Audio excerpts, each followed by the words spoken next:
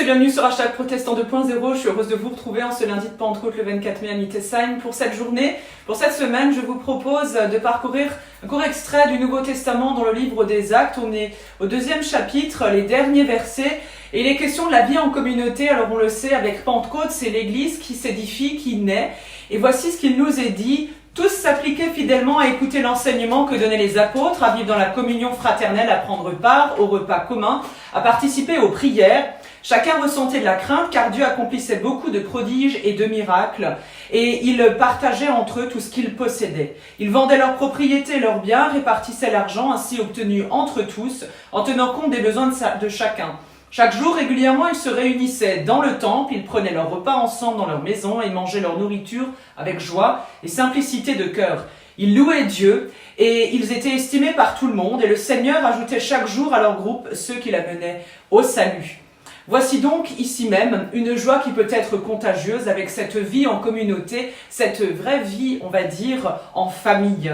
Écouter l'enseignement des apôtres, mais également être unis comme des frères et des sœurs, partager le repas du Seigneur et prier ensemble. Voilà donc les 4 piliers pour une église qui naît, pour une église qui va grandir, qui va se multiplier. C'est valable encore d'ailleurs aujourd'hui, d'ailleurs même avec la pandémie, on peut très bien vivre aussi avec ces 4 piliers, on y arrive.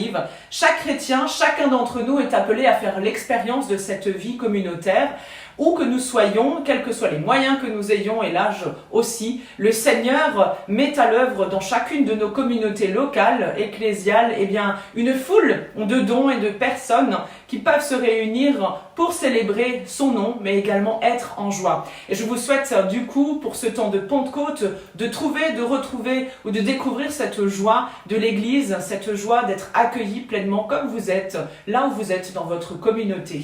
Et je vous propose une prière pour terminer ensemble, une prière qui nous vient de André Dumas dans le livret de 100 prières possibles. Seigneur Dieu, nous te prions car tu es l'unique Dieu qui crée les hommes pour les appeler, qui vient aux hommes pour les réconcilier, qui travaille chez les hommes pour les sauver. Toi seul es vraiment Dieu, dans ta triple présence, de ton unique réalité. Toi seul tu réfutes tous les autres dieux trop distants, tous ceux qui sont distants de nous et les dieux trop confondus avec nous. Tu es le soleil, tu es le rayon et le regard. Tu es le Dieu vivant, toi seul, toi le Dieu trinitaire, unique parmi tous les dieux et pour tous les hommes. Nous te prions, Dieu le Père, qui parle et qui lance, qui lutte et qui bénit. Tu tiens tête au chaos. Chaque jour, tu mets ta bénédiction paternelle et maternelle, au-dessus et au travers de l'abîme et du destin. Nous te remercions, Seigneur, de précéder, d'entourer et de renouveler nos vies. Par toi, nous voulons bien être adoptés, comme les enfants de l'amour, en passion et en patience.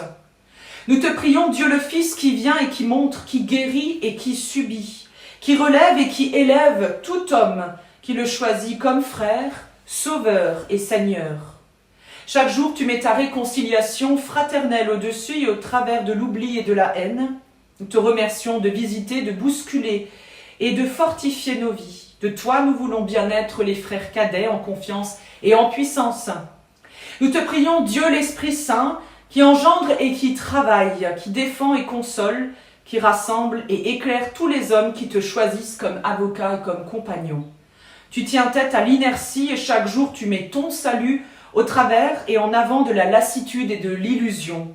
Nous te remercions de féconder et de parfaire nos vies.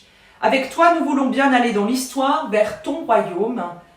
Dieu Trinitaire, c'est toi seul que nous prions, car toi seul est notre Dieu. Tous les autres, les prophètes et les apôtres, Jean-Baptiste, Marie, les saints et les témoins, les anges et les élus, sont nos compagnons de foi et d'espérance et d'amour. Toi seul, Seigneur, tu es le Dieu vrai pour tous les hommes. Amen. Sur cette prière d'André Dumas, je vous souhaite une très belle journée de Pentecôte encore, de lundi de Pentecôte, sous le soleil et le regard et la bénédiction du Seigneur. Et je vous dis, demain matin, rendez-vous pour la prière du petit-déj. Et ce dimanche, on se retrouvera forcément pour un temps de célébration ensemble. Portez-vous bien, à plus.